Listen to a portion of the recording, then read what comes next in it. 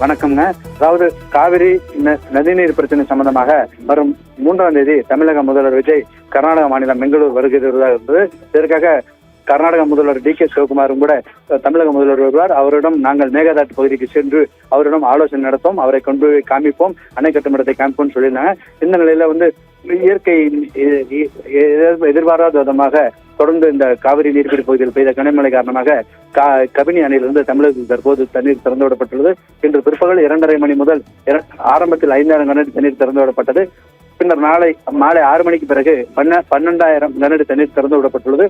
இன்று நள்ளிரவுக்குள் அது கூடுதலாக சுமார் 17,000 20,000 கனஅடி தண்ணீர் வரை திறந்துவிட வாய்ப்புள்ளது.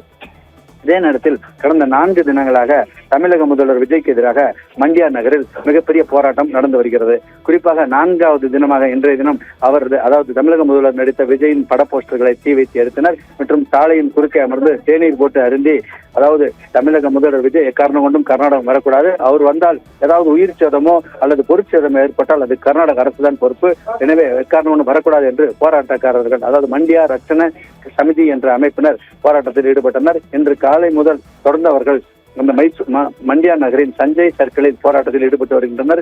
மொத்தத்தில் கடந்த 4 தினங்களாகவே தமிழகத்துக்கு எதிராக போராட்டம் மண்டியாவில் வெடித்து வருகிறது.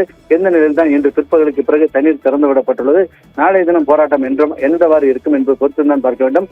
தொடர்ந்து தமிழக முதல்வருக்கு எதிராக 4 தினங்களாக பல்வேறு கன்னட அமைப்பினர் போராட்டத்தில் புதிச்சிருப்பது குறிப்பிடத்தக்கதுங்க.